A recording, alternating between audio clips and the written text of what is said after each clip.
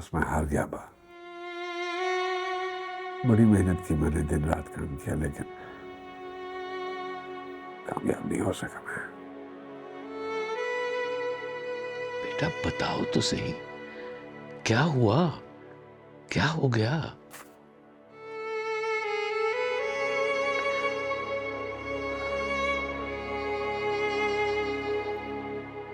आनिया अपने कुछ दोस्तों के साथ पार्टी पे गई थी।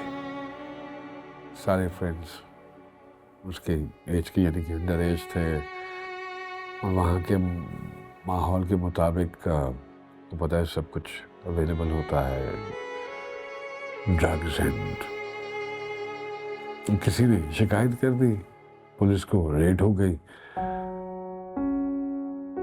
क्योंकि ये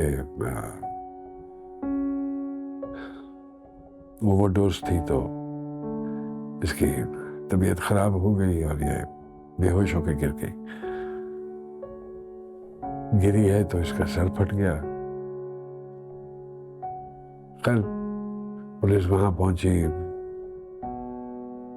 उन्होंने इसको उठाया, हॉस्पिटल पहुंचाया, हमें इन्फॉर्म किया। मैं तो ये सोच रहा था कि अगर पुलिस वक्त पे ना पहुंचती तो पता नहीं क्या हो जाता उसके साथ। ऐसे नहीं कहते बेटा, माशाल्लाह वो ठीक है, खैर वाफियत से है हमारे साथ।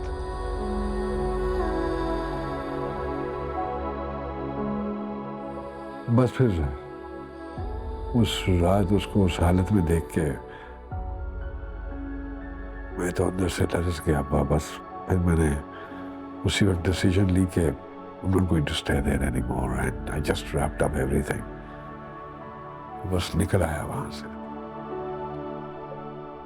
मैं समझता हूं तुम्हारा कंसर्न बिल्कुल ठीक है, लेकिन तुमने हर चीज का आनिया को कसूरवार बना दिया। मेरे ख्याल में तुम्हें उसे कुछ वक्त देना चाहिए था इस शौक से निकलने के लिए। बट अब वक्त ही तो नहीं था मेरे पास। बिल्कुल ठीक किया तुमने बेटा, कम से कम उस माहौल से तो निकाल लिया उसको। कब तक बंद करके रखते? जब भी निकलती कोई ना कोई उसे मिल जाता उकसाने के लिए। मर्द जात होके कहाँ तक बच्चों के पीछे ढूंढता रहता है, और ये सब तो माँ के काम होते हैं। दोनों के होते हैं। बात रात की नहीं है, सिर्फ काफी अरसे से मेरे दिल में वसवसे चल रहे थे। वली वाइल्ड होता चला जा रहा था, बागी सा हो गया था, आंखों में आंखें डाल के बात करने लगा था मुझसे। मैंने सोचा कि इससे पहले कि बात बढ़ जाए और फिर आनिया डिस्कनेक्ट हो गई थी। मानूर उसका कहना ये था कि अगर हमें वहां रहना है तो वहां के माहौल को अडॉप्ट करना पड़ेगा। सो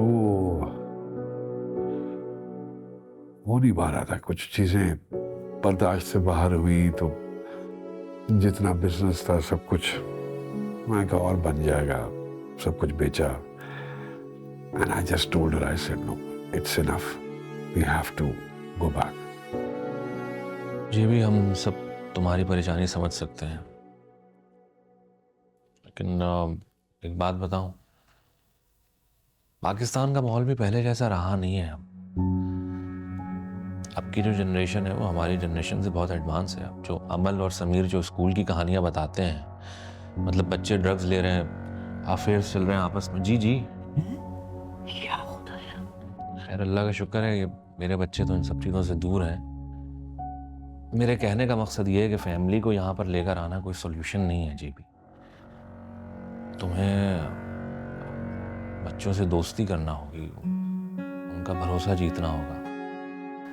अब ये हमारी जनरेशन की तरह सर झुकाए फर्मा बरदार औलादे नहीं है। लेकिन वहाँ जितनी डिस्ट्रैक्शन है, जितनी बेजा की आज़ादी है, इंसान अगर चाह भी रहा हो तो अपने बच्चों के साथ वैसा बॉन्ड नहीं क्रिएट कर सकता। कोई ना कोई सिचुएशन क्रिएट हो जाती है। तुम्हारी बात सही है कि जो जहाँ रहता है वो वहाँ के हालात को बेहतर समझता है। बेटा, मैं ये सोचता हूँ कि जो होना था वो हो चुका। सबने तुम्हारे साथ एग्री किया और वो यहाँ आ गए। अब तुम्हें अपनी फैमिली को समेटना है और ये तुम्हें काम महानूर के साथ मिलकर करना पड़ेगा, उससे जंग करके नहीं। माँ बाप अगर एक दूसरे के साथ न खड़े हों तो औलाद हमेशा डायरेक्शनलेस रह जाती है।